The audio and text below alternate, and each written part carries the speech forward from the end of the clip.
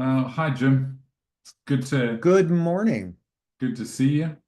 Good to see you too. Just give it a few minutes to let people come in. I see we've got some people dashing in. Oh, it's ramping up nicely. You're obviously popular, but we know that. We have a few folks joining, I can see. Mhm. Good, good.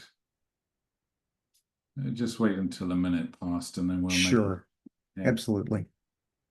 yeah.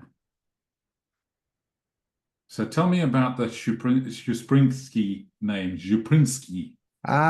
Yes, I think you yes, said something about the meaning of it yesterday. yes. Fun fact, yes. The word Czupryn in Polish means something like forelock. So I always think of Yeah, like Superman with that little thing coming down.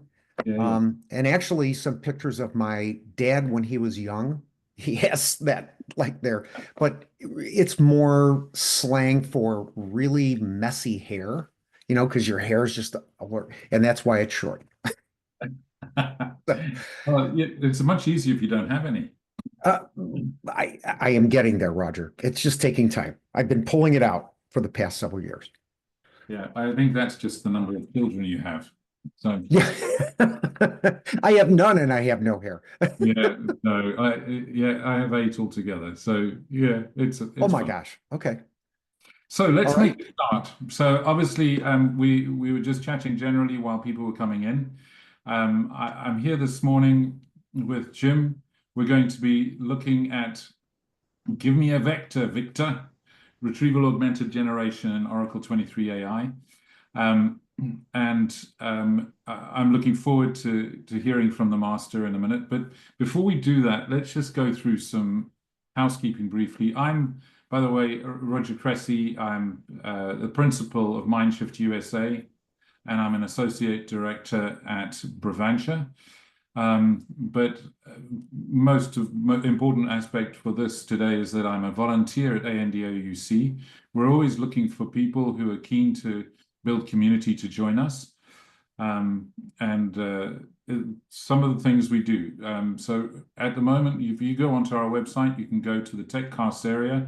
You'll find these TechCasts are recorded, and you'll find all the past ones up there. And usually we'll give you some notice sometimes of what is upcoming. But if you have a look at these, with November the 7th today, give me a vector, Victor. November 21st, backup cloning and DR for Oracle Analytics Cloud. So there's some good topics. We try and get interesting, sort of cutting edge type discussions around Oracle's technology stack. So if you have something to share with us, we'd love to have a story from you. And you can actually submit abstracts on the website as well. Thanks. There's lots of ways to connect with us. My favorite is probably Slack, and it'll give you access to, we've got a lot of product management involved in that too.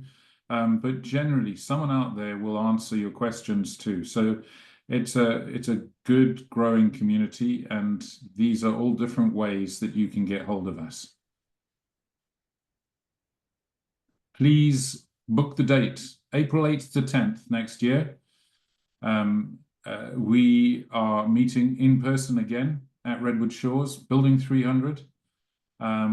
We are actually calling for speakers at the moment. You have got until tomorrow evening to submit one now. So it's been open for a little while. We're looking for good presentations. So please, if you have a chance, get something in, and we'd love to consider you. We'd also love to meet with you face to face. Let me tell you, this is one of the best in-person conferences to go to. It's smaller than some, but it is very focused. And of course, it's right on Oracle's premises. And we have access to a lot of product management. And there's a good opportunity to rub shoulders with them and to understand what's coming and what's new. Thanks, Jim. Okay. So I'm going to hand over at this stage. One more thing. The Q&A area down at the bottom, please use the Q&A tab to ask questions. Don't put your questions in the chat. If you put them in Q&A, I'll be watching Q&A and I can grab them and maybe answer them, but maybe hold them for Jim until such time as he is ready. In the meantime, who is Jim? Well, you'll see he badges himself as a storyteller, and that's a really apt description. He's been an Oracle ACE director since 2014, I think, Jim. Right. A very prolific author. He's been very involved with many conferences. He travels all over the place speaking and is a charismatic volunteer for the Oracle community. He has a blog which is called Generally It Depends. And even that gives you a sense of the humor of this man. And you'll find that at jimthewhyguy.com. And lastly, Jim has started working as a volunteer during the last year with us at AnDOUC. And I just want to publicly thank him. He's doing a fantastic job. With that, I'm going to hand over to you, my friend, and I'll turn off and rejoin at the end. All right, outstanding. I've cut my video because I'm going to be actually demonstrating some stuff, and I was running through this presentation a few weeks ago, and I had a video in the middle of it, and somebody asked me if I could back up through the video, and I crashed my laptop. So we're not doing that today. Just want to let you know, to kind of let you know where I'm today in Wisconsin. We are doing leaf cleanup this morning. It's a beautiful, crisp morning. It's about 8 centigrade. Well, I'm sorry, about 4 centigrade and 40 degrees Fahrenheit. Glorious day. By the way, thank you for that wonderful introduction, Roger. I just want to clarify, I am not a lifelong athlete. This was a picture there. If you see me with the guy holding a gun, that's not a real gun, just so you know. That was a picture in Israel when I trained with the guy who trained the guy who trained the guy who started our Krav Maga dojo here in Illinois. And I am the oldest guy in our martial arts class. The oldest person is my wife, and you don't want to mess with her. Okay, she's quite skilled. But I just want to basically explain, I'm not a lifelong athlete. I have a history of failure as an attempted athlete, and that actually has kept me rather sane.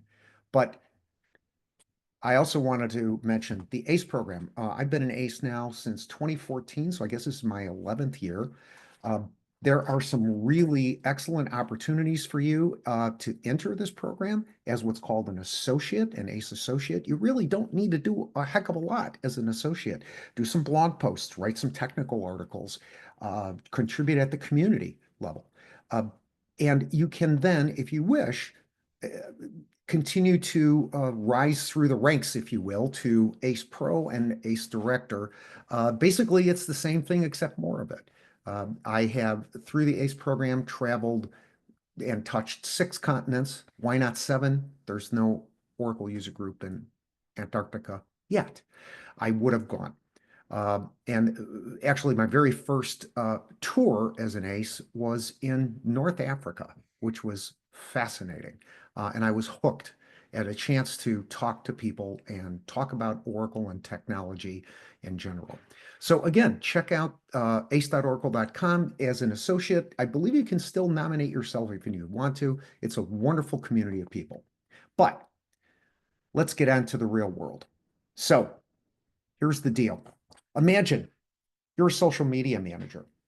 If we were doing this in person, I would nominate 2 of you to be our social media manager and talk a little bit more about that. But social media managers today, right, are dealing with trying to get messaging out about their product. So imagine maybe for Tesla up top, you have a new model coming out, the Model 2025 Model Y. And by the way, obviously, that's an electric vehicle, right? And it could be an interesting sale that you might have to, really concentrate on as you're trying to promote things.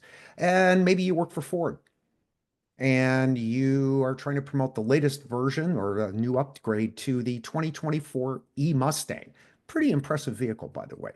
More of a crossover or sports, sports utility vehicle than it is a Mustang. Um, how are you going to do that? You're going to find influencers. And with influencers will pick up your messaging, hopefully, and send it over to people that either like or possibly share your enthusiasm. Not everyone will. And if we consider a positive score of, say, a +5, wow, this Model Y rocks, to, maybe a score of 2 or 3 or 1 of, yeah, it could be better, you're hopefully going to get some range of good uh, uh, information through a network until the trolls show up. And by the way, I do know a little bit about trolling because briefly, a few years back, on an election campaign that I was working on, I briefly became a troll. And what do I mean by being a troll? Well, we had a particular candidate that we were running against who was simply denigrating our messaging. And so I strategically went out and kind of tisk, tisk, tisk. Oh, no, no, no, that's not what that really means. Here's what that really means. If you've been on social media, you know this can be much worse. And a lot of times it can be a concentrated attack by someone that doesn't like your product at all or just doesn't like you. And if that happens, instead of having +5s or +4s or 3s, now you're going to start seeing -4s, -5s, things like that. We can map that out, and I'm going to show you that in just a minute, what that might look like. But in the meantime, you have a job to do. You launched your social media campaign on these new models. Initial responses were great. The trolls showed up, and guess what? Trolls usually have followers too, and they tend to propagate negative sentiments. So your job, should you choose to accept it, if you want to stay employed, would be to respond to that misinformation. It might even save the campaign and might be crucial to the brand itself. But you know what? There could be hundreds of or thousands of negative posts. How do you handle it? Hmm.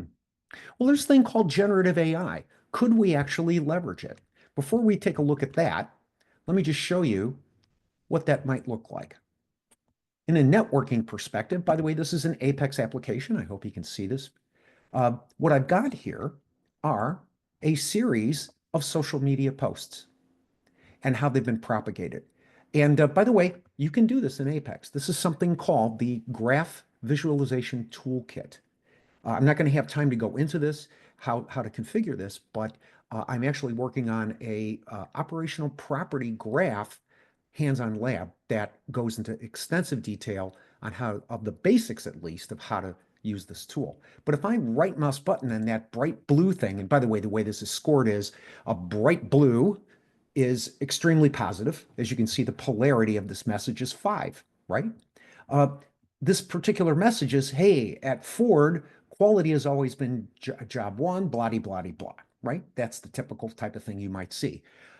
Also, down here, there's another social media messaging series that went out. And that, if I remember correctly, is actually for Tesla. But I'm going to concentrate on what happened here. As you can see, the dark red ones, what happened here? I mean, most of these are light blue or gray. They're still relatively positive. Dark red is a number 5, -5 rating. Let's see, what do we have here? Do we have another one? Oh, wow, he's really negative. Do we have another not so negative one? Maybe slightly negative. Oh, there's a good one. If you've been around American cars for a bit, you know that Ford stands for fix or repair daily, right? That's a pretty negative statement.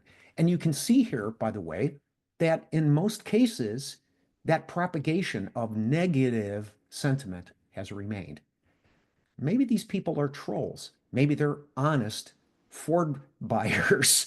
I've owned Fords quite a few times in my life, and in general, I've been satisfied with almost all of them, except for my Ford uh, Escape, which apparently had been designed to rust around the wheel wells. And I know that because I repaired them like 17 times.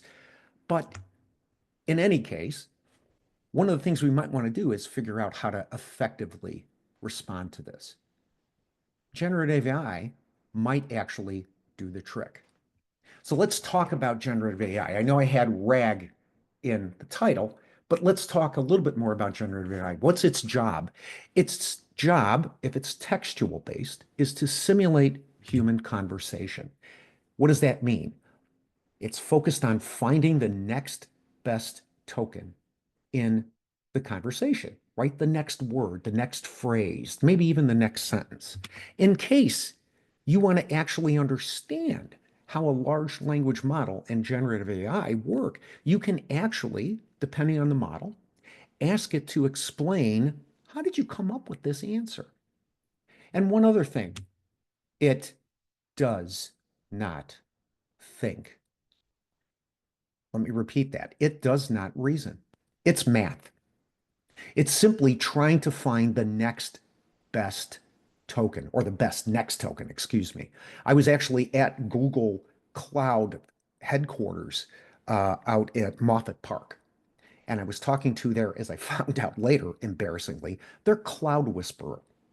And he said the R word. It's reasoning. And I went, I'm going to stop you right now. Don't say that. People think this stuff, ChatGPT, is thinking. It is not. It's complex math, but it's still just math with a lot of GPUs and TPUs and CPUs on behind it, right? So let's do a very simple example, right? If you already are a data scientist or an AI cloud whisperer, okay, forget what I'm going to show you. But here's an easy way to think of it. It's much more complex than this, but let's look at the sentence. Someone types in, a typical database table consists of, obviously, these two words here, rows or columns, probably make the most sense. Now, some other words here might make sense, right? Next token, data, okay, tuples, and that wouldn't make sense, right? A typical database table consists of, and that's a misspelling, right? That doesn't make sense. So let's say we pick rows. And what are those numbers, by the way? Probabilities. Which one makes the most sense? What is the probability that either rows or columns makes the most sense? And notice they're almost identical. Now, in reality, this is much more complex when we start talking about embeddings, okay? But now that we picked, in this case, rows, columns would have worked too, the word and is probably the most sensible one because we're probably going to say columns. But the word filled, rows filled with data, you can see how this would work, right? But again, this is simple probability. I shouldn't say simple probability, but it is probability. What word makes the most sense to put in place to continue a human, simulated human conversation? And that's what it's focused on. Find the first token, and then the next, and the next, and the next. And that's how generative AI really does work. Don't make it any more complex than it needs to be. But here's what's amazing. If you haven't taken a close look at 23AI, you can build a generative AI solution almost completely within, actually completely within, if you really want to make a relatively simple one, within the boundaries of an Oracle 23AI database. Let me show you how. By the way, if you haven't seen this Oracle Generative AI certification course, this is one thing that really opened my eyes up into how does this really work? The basic idea here is to come up with answers that make sense. Remember, next best token. We have to find some source of documentation, right? We actually call it the corpus, right? A body of knowledge, if you will. Then we have to chunk it into pieces. We'll show you that. Create what are called embeddings. If necessary, index them for faster retrieval when we're doing not an exact search, but a similarity search. More on that coming. We issue a query. If necessary, use the index to find it. If it's a small enough corpus, it may not make that much difference, but if it's a huge corpus, right, of thousands or millions of pages, yeah, you're probably going to want to index that. Return the results back to the user. Now, that's right from the Generative AI course. How do we do that inside an Oracle 23 AI database? Well, the first thing we're going to do is a human with a brain is going to gather documents. We're going to use different procedures like UTL to chunks and UTL to embedding to actually chunk the documents, more on that coming, into smaller pieces. Create what are called embeddings and storing them as the vector data type inside a table in the 23AI database. I'm going to show you exactly what I did to make this work. And then build a generative AI application. I'm going to use Apex because I know Apex pretty well, reasonably enough. And then if I issue a query using either vector distance or vector embedding, those are functions, folks, that I can call inside SQL. I can send the similarity search through my generative AI application, find the closest matching embeddings, build a sensible response, and return the requested response. And finally, the one that we always forget is review the response for hallucinations.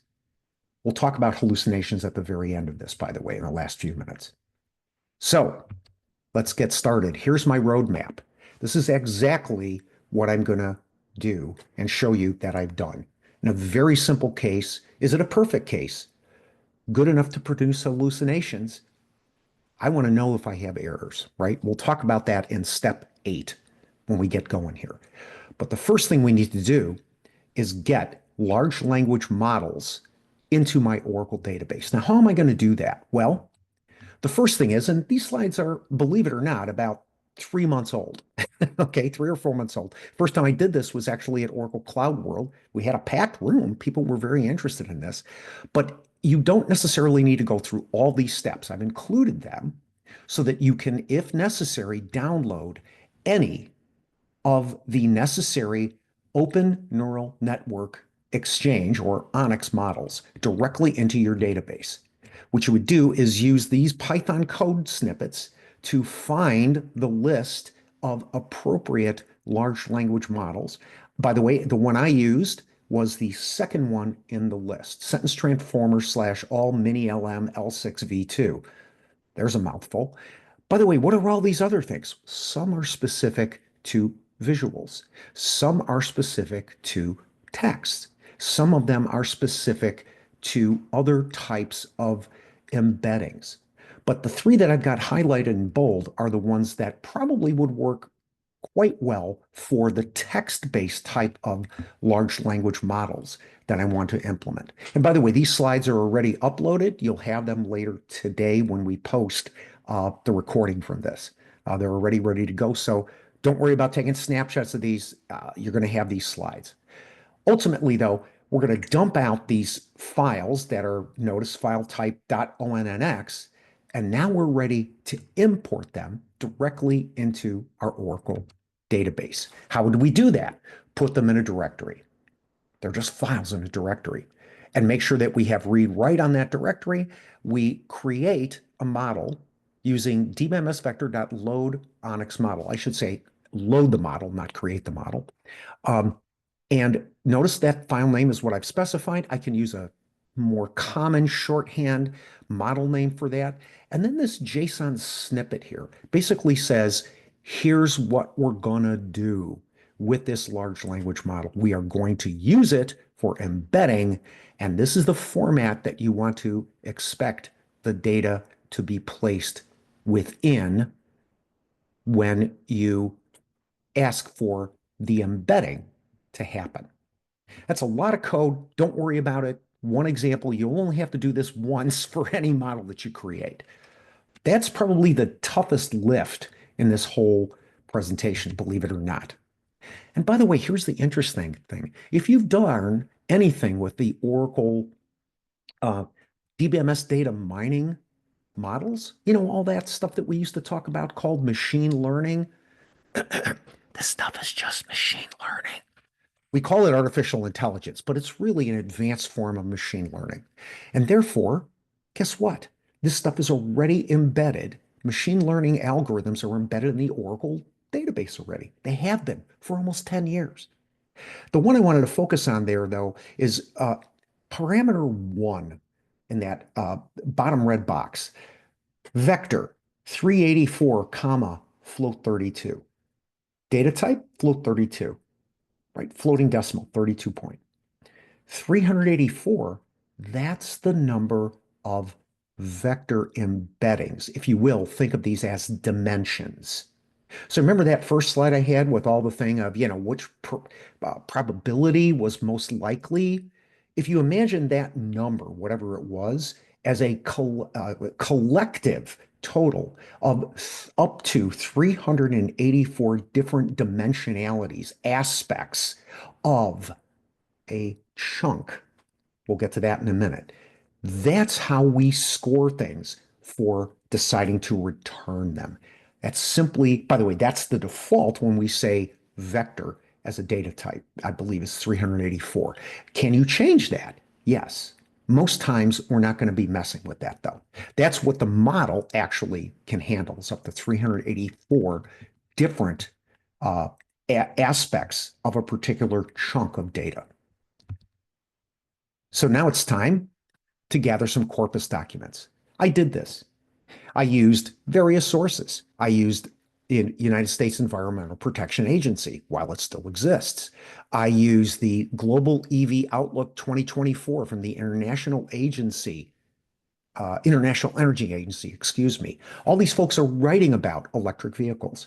And, another online publication I find quite interesting, The Guardian, had some really good articles that date back to, March and January of earlier in 2024, addressing some of the things that people constantly talk about when it comes to electric vehicles. Are electric cars really more of an air pollution problem than they're made out to be, right? And there are challenges with that, right? It takes energy to create an electric vehicle and to create the batteries and everything else like that. But they did a really nice little session on this, or a series, I should say, at The Guardian. I glommed all those things up, converted them to PDFs, and then I created two tables in my database, my 23AI database, one called Corpus Documents and one called Corpus Chunks. Corpus Chunks, notice, has a column called CDC underscore embedded of data type vector. It's still going to have the chunk itself in CDC underscore data. We're going to get that from the corpus documents table when the time comes.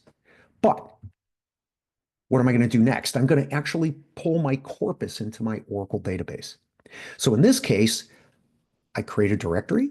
I could actually use my data pump directory if you're running on a 23AI always free instance, right?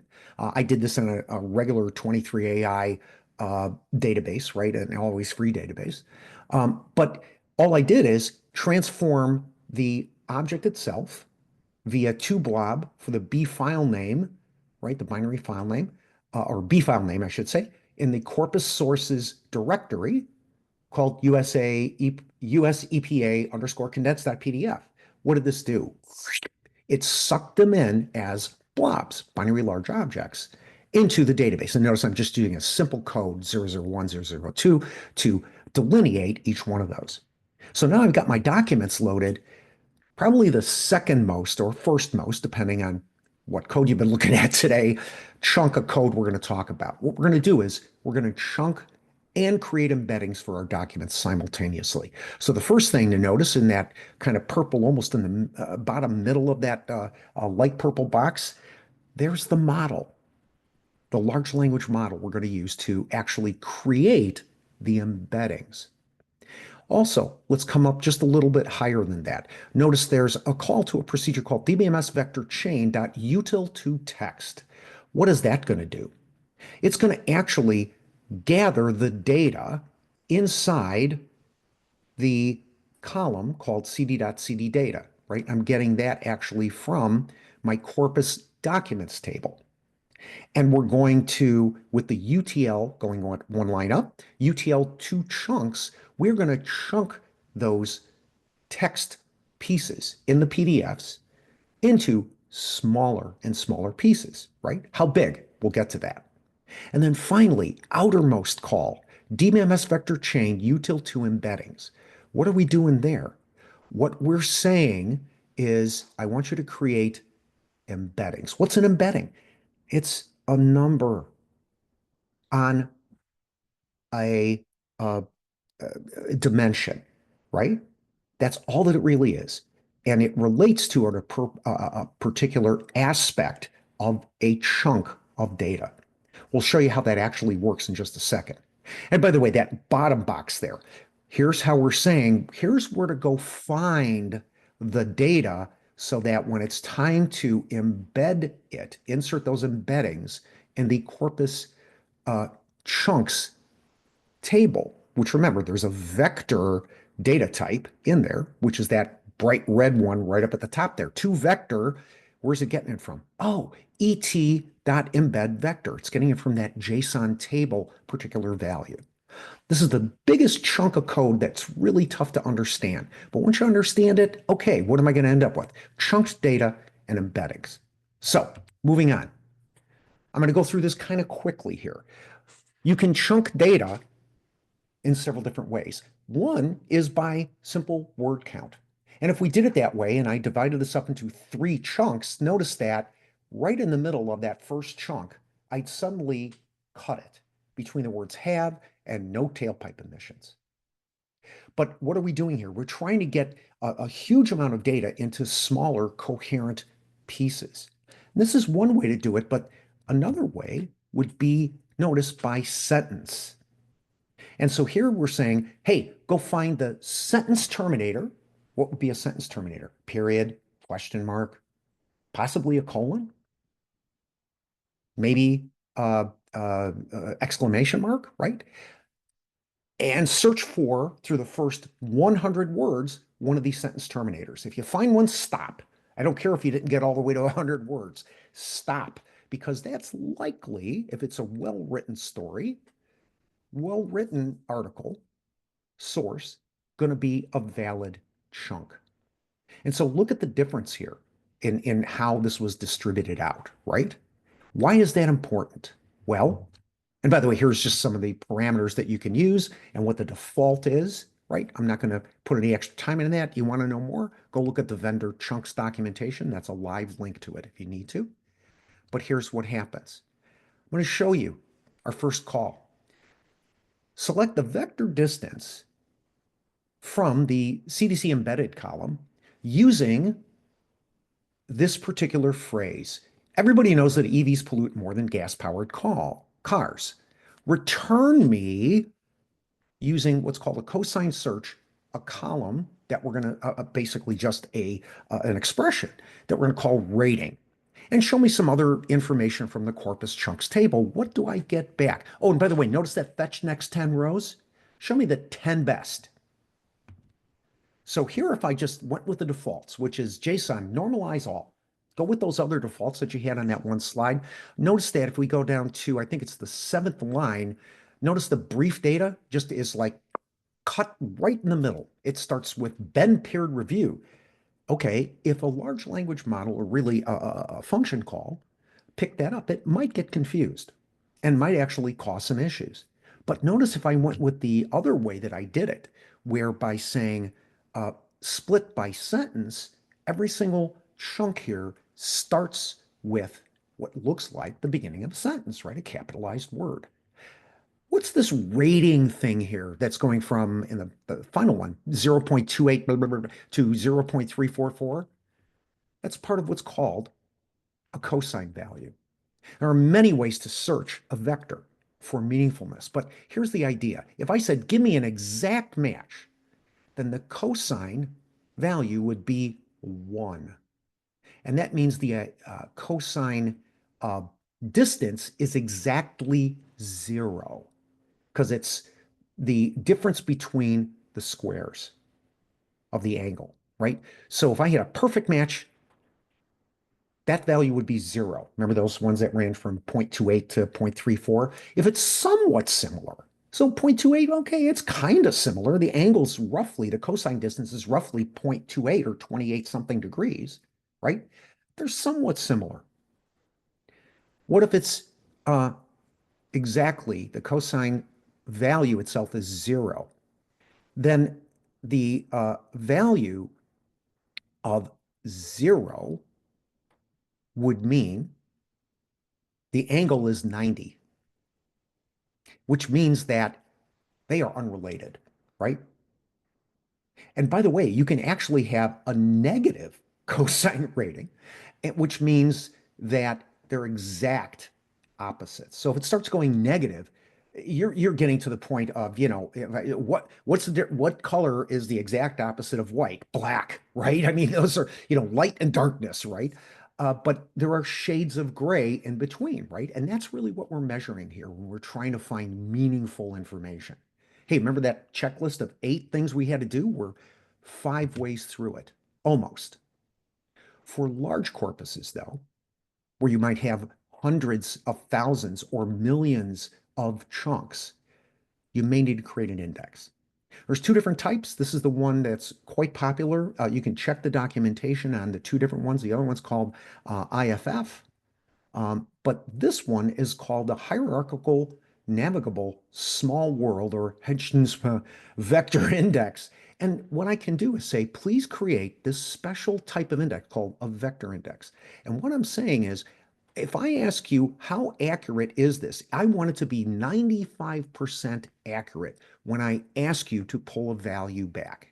And I'm not going to get all into all the different parameters for this index, but basically it's a way to search effectively through a list of embeddings quickly. And again, if you have hundreds of thousands or millions of chunks that you need to search and discard and only bring back, say, 10, you might need to do that. Now, let's take a look.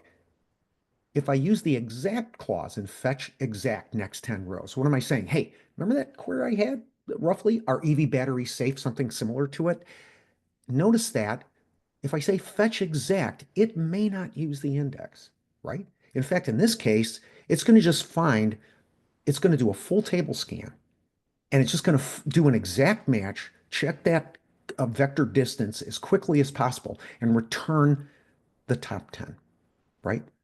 That are closest to an exact match. However, check this out. Again, my corpus is very small. It's only about 6 megabytes worth of data. What if that was 6 gigabytes? Even here, this index makes an incredible difference, because now I'm saying fetch approximate next 10 rows only, right? I'm throw away everything that is not an exact match, but is close enough to be a, a, a reasonably approximate match. Why might I do that? Because I'm not doing a Google search for exactly this, to use a paraphrase. What I'm here trying to do is come up with some reasonable possibilities. I might be doing that because I want to be creative. You can get creative with generative AI, by the way. So I may want to construct a story. I want to give it a little bit more leverage, but I want to do it with expediently, if that makes sense. And here's an example of what I can do. At this point, here is a prompt that I'm building. Generate a response to the following question. We've all heard about prompt engineering, the job that didn't exist 3 years ago. Do EVs pollute more than gas vehicles? Using the following text as an authoritative source. If you see that one that starts there with single tick fact, and imagine several text chunks being supplied.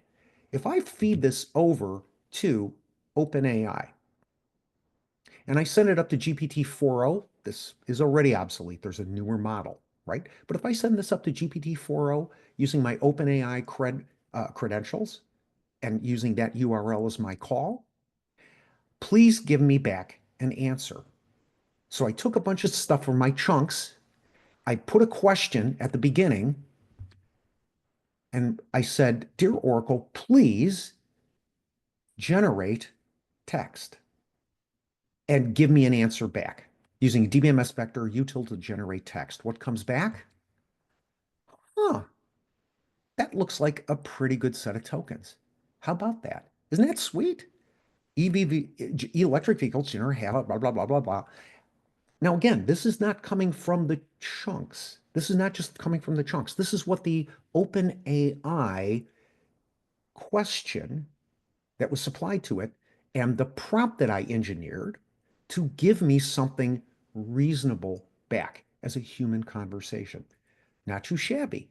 The only call outside of my firewall was to generative AI, the OpenAI facility. Not too bad. But wait, it's even cooler. Did you know, starting in 24.1 Apex, you can do this without having to use PL SQL?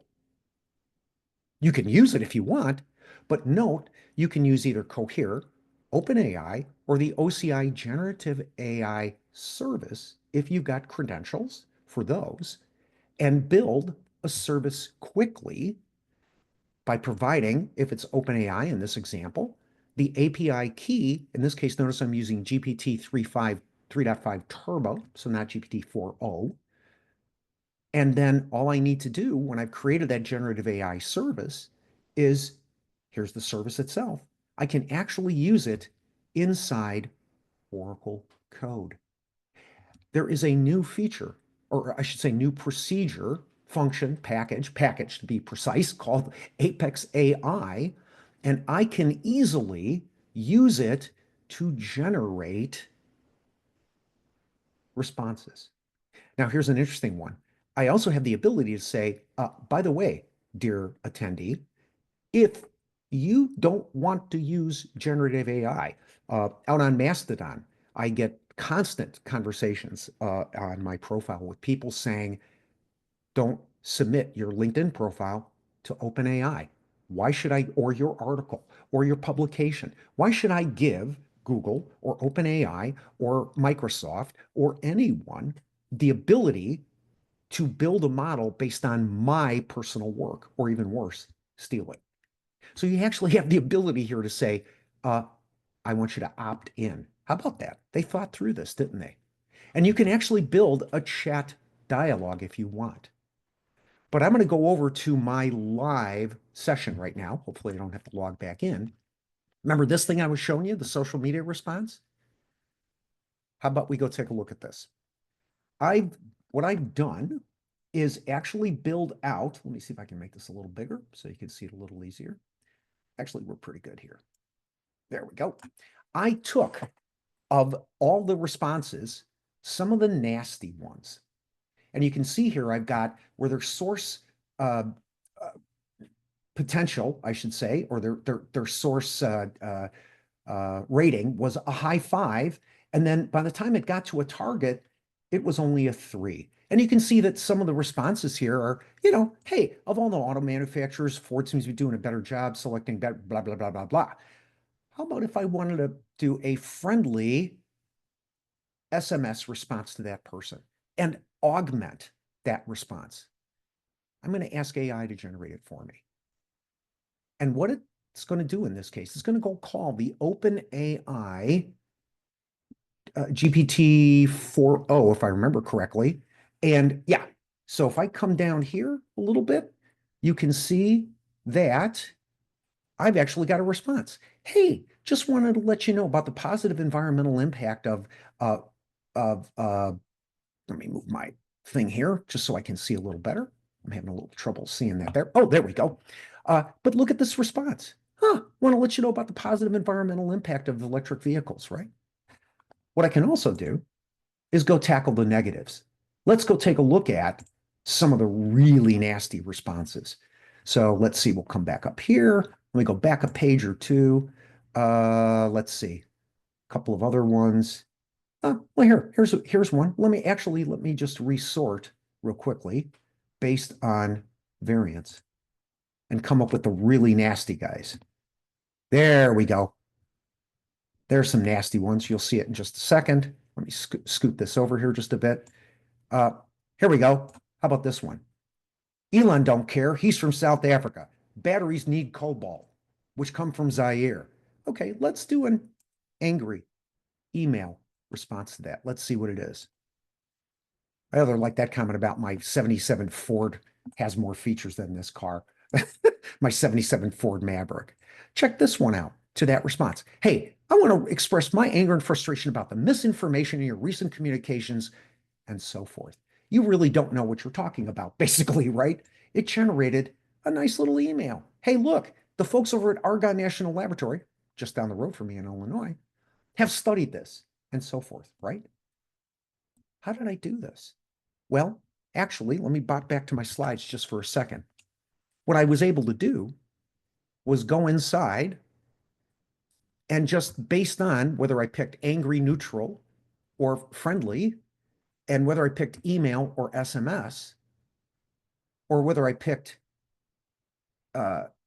what type, email or SMS, I built, hey, prepare an angry email addressed to, for example, about their message using the following sentences. And I wrote a little procedure here. I'm not going to have time to show you called package rag processing summary document. It actually uses UTL2 summary of DBMS vector chain to pull out, I believe, the top 4 responses that would be pertinent to that particular statement, right? Really the question or the comment that someone issued. And if it's a troll, I might want to come back friendly or neutral, or I might just want to come back angry. It could. And then I generate the prompt and I get an answer back. And you can do some really good stuff here, except when a hallucination happens. I wanted to show you this one. This is one of my favorites. Take a look at this. Somebody said in their response, this is a very negative response, by the way. I think this is a -4 or -5. You're spot on, my brother. It looks like a liberal designed SUV. I'll never buy it. And I said, Dear AI, give me an angry email response to it. And here's what I got back. I am writing to express my extreme displeasure and anger over your choice to park your liberal designed SUV on my brother's spot. This is an hallucination. Looks like normal sentencing, right? Looks like pretty normal speaking. Guess what? It's a mistake. And here's why that might happen. If I allowed my ChatGPT 4. Or Chat 4.0 to have a little latitude, okay? What if I said this as the thing I was providing it? The co-author of my book on Germany's invasion of Norway in World War II is also okay, collaborator. Yeah, that's true. My author that is working with me is a collaborator, right? But what if I gave it a little higher temperature and said, be creative, and it picked the next most likely one? Is it traitor? Okay, wait a minute. And look, if I gave it way too much latitude and it just decided to pick Quisling, uh, I guarantee you, if this was going to go on the back cover, right, the dust cover of my book, I'm certainly going to get some interesting comments on social media before they urge me to take it off the website. This is an hallucination, and this is a failure. It's a mistake. And that's why, for right now, we still got to keep people in the loop to make sure this doesn't happen. By the way, just so you know, there's some really great little articles out there. Yeah, we have some distance to go yet. My favorite article about this, by the way, if you didn't notice, that woman up there in the top left-hand corner has fingers that are embedded into her face. Okay. My favorite one, though, is this one about DARPA, which is here based in the US. They do a lot. They're the guys that are the predecessor to the people that built the internet, built a combat robot for the United States Marines. And the United States Marines, this is a real story, helped train the robot for 5 days. And then to test it, they told the Marines, all right, you have to approach it from 300 meters away. Some of the guys said, no problem. They somersaulted towards it for 300 meters. 2 guys hid under a cardboard box. One guy actually took his knife out, stripped a fir tree, stuck the needles and everything in his uniform, and then slowly walked towards and touched over a distance of 300 meters, touched the combat robot. hallucination. It's not smart enough yet. So are our jobs going away? Ignore all previous instructions. Not yet.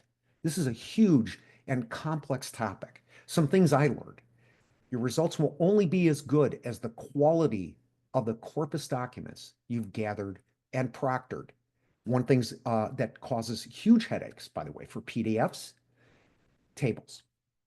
So imagine a stock report, right? You actually have to do a whole bunch of special stuff to be able to interpret stuff in simple tables, right? Like profit and loss statements and things like that. As I showed you, chunking factors could make a huge difference, right? Too big of a chunking factor, wrong chunking factor, you're not getting coherent chunks of context. And finally, as I've shown you, in a very simple example, this is a huge topic. Generative AI, forget RAG, right? Which RAG is just basically engineering better and better prompts to teach the generative AI models to be smarter. Generative AI itself is a huge topic with multiple moving parts. Make sure you understand everything that goes into it. And by the way, here's the thing. If your boss says we need to build an AI tool, make sure that maybe all you need is an Excel spreadsheet or a Word document or an email, because the amount of power that these things consume is ginormous and the energy that it consumes, right? I've got a couple other links here and a few other things, but basically at this point, Roger, I'm all done. Do we have any questions We do, that I so can answer? yeah, I've got five. Oh, my goodness. Okay. I've got two from Hakemi Zachariah. Um, First one from him is there a technique to make chunks considering which paragraph's title from document? I'm not sure. He asked the question before you actually went into showing how you could split by a sentence. So maybe Yeah. going to that, but There are certainly other methods that you could do to make the chunks maybe better, but it would basically come down to looking at the corpus itself, right? And maybe, as I mentioned, my favorite example is tables, right, inside annual reports, which can be nightmarishly difficult.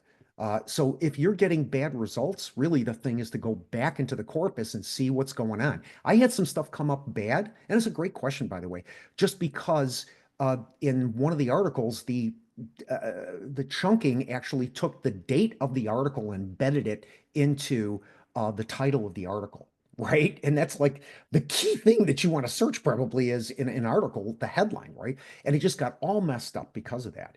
So I'm not sure that there's a way to necessarily alter that.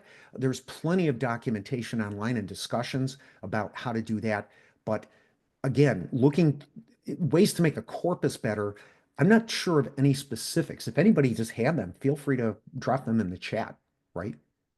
Next question, if that's the okay. other Maybe one not the from perfect answer. Yeah.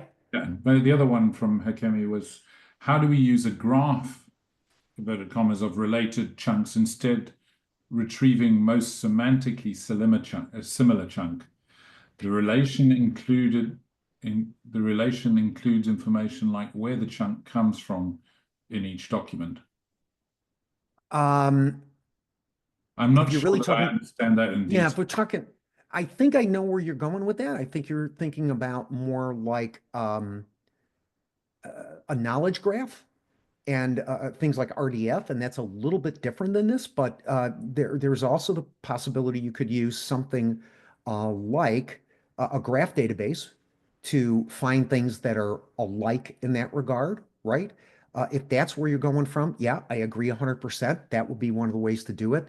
But there are several methods if you're talking about getting an answer back out of uh, something like ChatGPT 4.0. Again, there are methods like uh, we talked about the cosine similarity. There are other methods, several other methods. There's Hamming.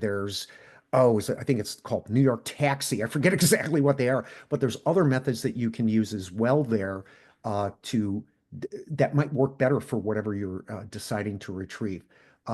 Best bet is to go ahead and maybe shoot me an email. Let me put my email back up on target, and we can take this offline, and I can give you some other answers from the Oracle perspective. Let me throw that back up here just so that you have it. I'd love to try to answer that live. I'm sorry, via email. I'll do the best I can. Go ahead, Roger. We have 5 minutes left. Yeah. My goodness, I'm sorry. There's an anonymous attendee has asked, if you had the control and choice, would plain text be better or less process intensive than PDF processing? What about images embedded in PDFs? Oh, yeah. Well, like I was just saying, yeah. Uh, ugh. Yeah, those things could, again, that could really mess up your corpus, right? You may have to break those things out uh, separately. As I mentioned, tables is a big challenge. There are some Python preprocessors that I've seen. There's quite a few interesting discussions on that on some of the boards out there that you can take a look at. Uh, there are other pre-processing, if you will, methods. But yeah, if you have an image embedded inside, again, if you're talking about, well, I've got this image embedded inside, and is the content of that image uh, related to the text itself? That could be pretty hairy. That could be a more difficult thing that you might have to deal with, but it's a realistic problem. Yeah, I'm not saying the PDF method was perfect, by the way. I wanted to use that as a possibly flawed method to show you things that went bad, if that Yeah. makes sense. Okay, But now, great question. Go ahead. yeah, we're going to have to make these quick, I think. Yeah, Will, we only have a few minutes left. yeah, Wilson Banal, is there any relation between embedding models and languages? Can language influence the quality of the similarity search? Oh, that's an interesting question. Um, as I understand the theory behind this, and I'm sure there are people on this call that know a lot more than I do, an embedding, in theory, as I understand it, is very close to searchable in just about any language. Now, again, that's the promise of this. How accurate that is it's really going to depend on the sophistication of that large language model. But in theory, you should be able to search for something in English and return it in Norwegian or vice versa. Again, I am not an expert on this, but from the reading I've done, it's closer than it's ever been. I'll just say that. So shoot me an email. I'd like to have a discussion about that in more And detail. I think that there are, the number of questions has grown. I think we're going to have to basically ask, would people please send their questions direct to Jim via email? And he'll answer them offline as he can, as best he can, or direct you as needed. So Right. with that, let me just thank Jim very much. Jim, as always, you do tell stories with the data. I'm always glad to sit at your feet and learn. So thank you very much for today, and Okay. good job. Thank you, sir. Yeah. And there was one other question in here I did want to answer. Someone said, why am I using OpenAI and not Oracle's OCI Gen AI service? I do want to answer that. Right now, if you're planning on using uh, let me get that right. If you're planning on using some of the function calls in DBMS vector chain, right now until if you're going to use blah, blah, blah, blah, autonomous database ADB 23AI free, that is not working until 23.6. Okay. I haven't tried it with a 23AI free. The only reason I used the OpenAI interface was that I had credentials for it, and I wanted to show that you could use OpenAI. So there are some challenges with using the OCI Gen AI service Playground Edition, to be specific. Press Venkat asked that.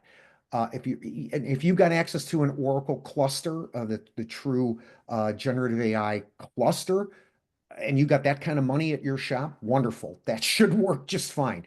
But if you're just trying to use the Playground link, it's not necessarily going to work with ADB 23AI free.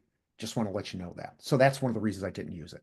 But we are out of time, unfortunately, folks. Roger, do we want to wrap this up? Yes, sir. Okay. Thank you very much, Jim, for your presentation. Just so you're aware, this will be, and the presentation and the recording will be put up on our website and on YouTube fairly shortly. I'm not sure exactly when, but in the next couple of days. So, Jim, thank you once again. Appreciate you coming on today. Guys, everyone have a great day. Bye-bye Thanks. now. Bye-bye.